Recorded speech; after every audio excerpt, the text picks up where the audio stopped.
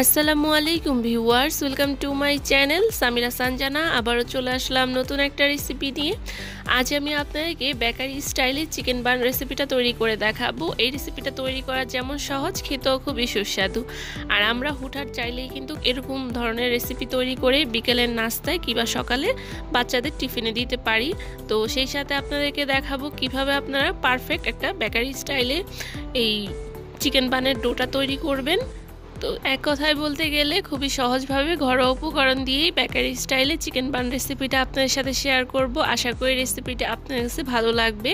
তো চলুন ভিডিওটা শুরু করা যাক। আর ভিডিও শুরু করার আগে একটাই রিকোয়েস্ট, আমার ভিডিওটা প্রথম থেকে শেষ পর্যন্ত দেখার অনুরোধ রইল। না হয়তো আপনারা কিন্তু এরকম বেকারি স্টাইলে ঘরে পারফেক্ট চিকেন বানটা তৈরি করতে পারবেন না।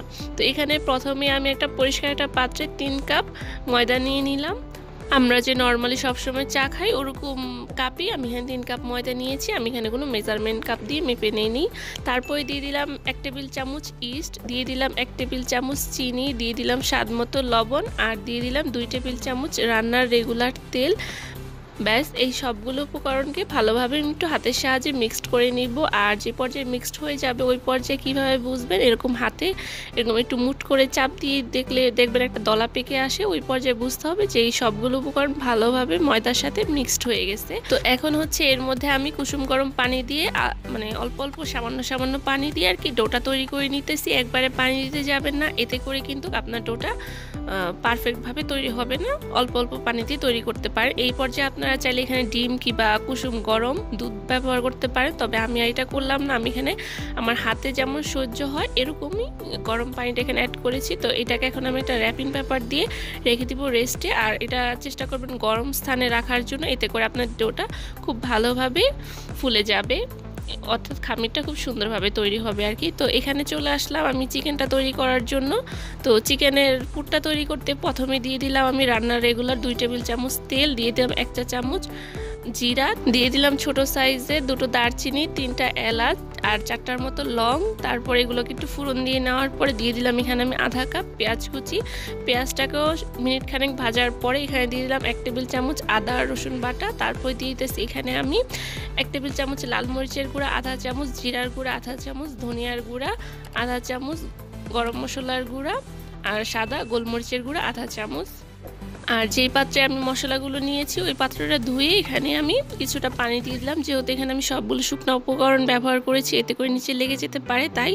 তারপরে দিলাম স্বাদ মতো লবণ। আর এখানে আজকে আমি বয়েল করা চিকেন ব্যবহার করতেছি, তবে আপনারা চাইলে এখানে বোনলেস চিকেনও ছোট ছোট করে কেটে দিতে পারেন, তবে আমার কাছে এই বয়েল করা চিকেনটাই বেশি সুবিধার মনে হয় তাই। তো এখানে আমি বয়েল করা চিকেনটা ব্যবহার করলাম। আর চিকেনটা সিদ্ধ করার সময় কিন্তু আমি লবণ ব্যবহার করেছি, তবে এখানে আপনারা লবণ ব্যবহার করার সময় পরিমাণটা বুঝে লবণটা অ্যাড করবেন।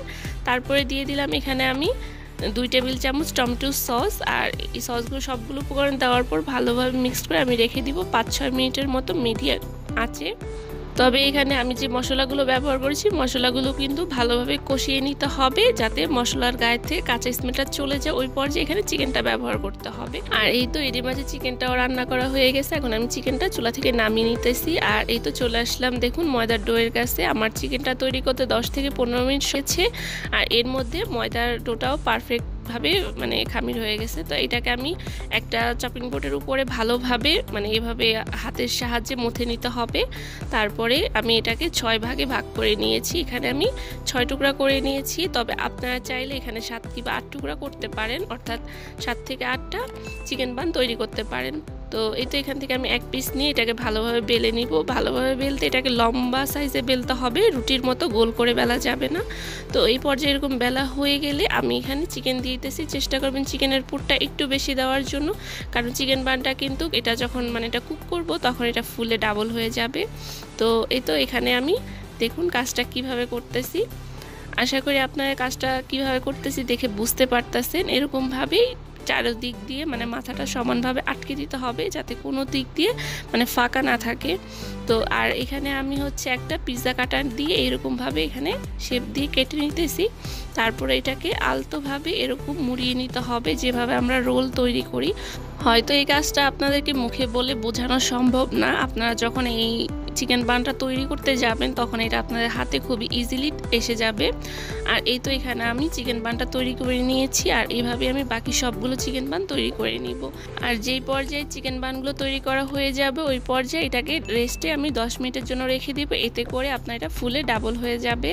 তো এখানে আমি একটা নর্মাল টেম্পারেচারে ডিম নিয়েছি আর ডিমের হলুদ অংশটা আমি নিয়েছিলাম প্রথমে, যে এটা আর কি চিকেন বানের উপর ব্রাশ করে দিব, এতে করে আপনার এটা কুক হওয়ার পরে দেখতে অনেকটা সুন্দর লাগে।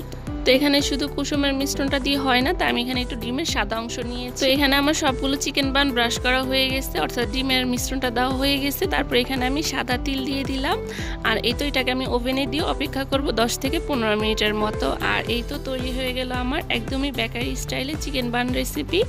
আর এটা ভিতরটা কতটা সুন্দর হয়েছে দেখুন, মাশাআল্লাহ এটা খেতেও খুবই সুস্বাদু ছিল। চিকেন বানটা কতটা স্পঞ্জি হয়েছে তা আশা করি আপনারা দেখেই বুঝতে পারতেছেন। তো এই ছিল আমার খুবই সহজ একটা রেসিপি ঘরোয়া উপকরণ দিয়ে। আশা করি রেসিপিটি আপনার কাছে ভালো লেগেছে। রেসিপিটি ভালো লেগে থাকলে অবশ্যই ভিডিওতে একটি লাইক দিয়ে চ্যানেলটিকে সাবস্ক্রাইব করে আমার পাশেই থাকবেন। আর কমেন্ট করতে তো একদমই ভুলবেন না আমার রেসিপিটি আপনার কাছে কেমন লেগেছে। তো আজ এখানেই বিদায় নিচ্ছি, আল্লাহ হাফেজ।